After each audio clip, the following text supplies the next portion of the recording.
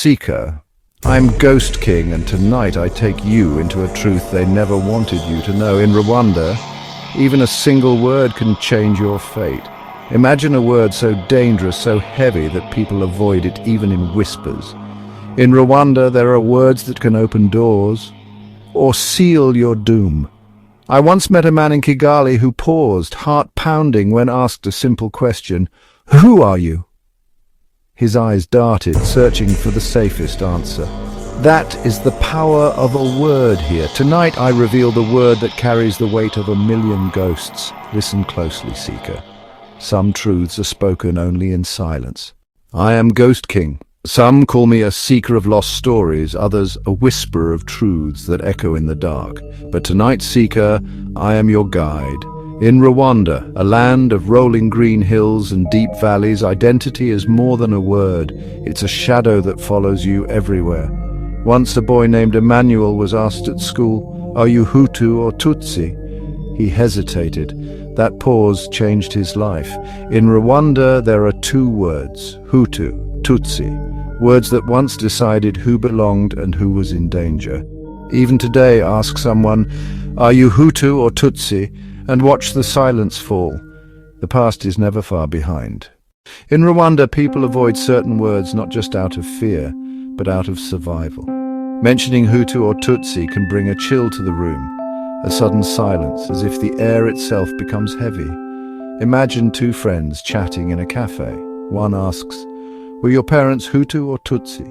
Instantly, the other looks away, lowers their voice, and changes the subject. The fear is real, because history has shown that even a simple question can be dangerous. There was a young man, Jean-Paul, who once spoke openly about his family's past. The next day he was questioned by authorities and shunned by neighbors. In Rwanda, silence is not just golden, it's protection. We're all Rwandan now, people say. It sounds simple, but it carries the weight of history, pain, and hope. It's a way to move forward, but also a way to hide old wounds. This silence is a national policy, a survival tactic, and a desperate prayer all at once. But Seeker, I want you to see, behind every quiet answer there is a story waiting to be told. Let's dig a little deeper, Seeker. How did a simple card become so deadly? It began with a story, one that changed everything. When the Belgians arrived, they divided people by how they looked, saying Tutsi were tall, Hutu were not. They wrote these labels on ID cards as if a word could decide your fate. Imagine a young teacher named Jean. One day, soldiers stopped him at a roadblock. They looked at his ID card. It said Tutsi. That word, just one word, put his life in danger. These cards were poison, spreading fear and suspicion. Neighbors began to look at each other with doubt year after year. Then in 1994, everything broke. For 100 days, people turned on each other. That one word on a card decided who lived and who died. The Interahamwe, a violent group, set up roadblocks everywhere. They didn't care about your name, only what your card said. If your card said Tutsi, it was a death sentence. People tried to change their cards, to hide, to survive. Many were too afraid to even speak. Picture it, a man with a machete asks for your papers. Your heart pounds. In that moment, a word on a card written by strangers long ago decides your future. That is how a simple card, a single word, became a weapon. And that is why, even today, silence surrounds those words. If you're still here, Seeker, you are ready for the truth most will never hear. The next story is not just history, it's a living ghost. Let me take you to Rwanda, 1994. There was a woman named Valentina. She was a teacher, a daughter, a friend. She loved to laugh, to share stories, to dream. Before the darkness, her world was full of friends. Hutu, Tutsi, it didn't matter. They shared meals, laughter, and hope for the future. But when the killing began, everything changed. One night, her neighbors, people she trusted, came to her door. They did not come to talk. They came with machetes. Valentina hid in a tiny crawl space for weeks. She listened to the footsteps above her, the voices searching, the silence that followed. She survived because a Hutu friend risked everything to protect her. He whispered, "I'm not hiding a Tutsi, I'm hiding my friend." When it was over, Valentina stepped into the light. She had survived, but almost everyone she loved was gone. All that remained were memories and faded photographs. Valentina's story is not the only one. There was also Jean-Paul, a young boy who ran for days, hiding in the forest, clutching his little sister's hand. He survived by the kindness of strangers who shared their last scraps of food. These are not just stories, Seeker. They are warnings, and they are hope. The day the names died, the world changed forever, but the ghosts remain, whispering, "Remember us."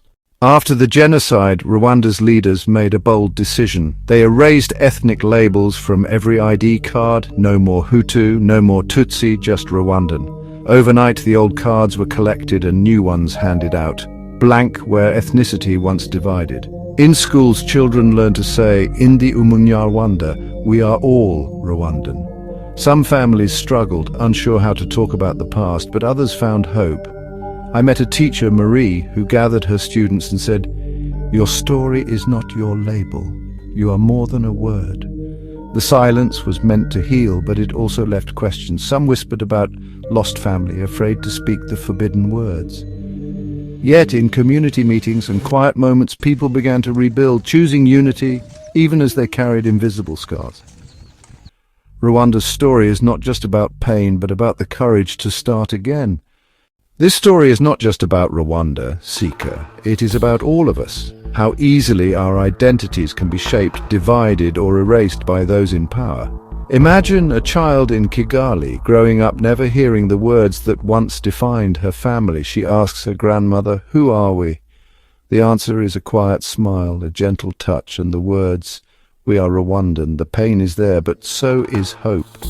In the markets, in the schools, in the fields, people rebuild side by side. The silence around old words is heavy, but it is also a space where new stories can grow. The lesson is simple. What we choose to remember and what we choose to forget shapes the world we live in. So, Seeker, as you walk through your own life, ask yourself, what words do you carry? What stories do you pass on? And which do you let fade into silence? If you found truth here tonight, subscribe and join me as we uncover more forgotten tales. And if you are the one, Seeker, still watching till the very end, watch more of my videos. I drop new stories every week, so don't miss the next forgotten truth.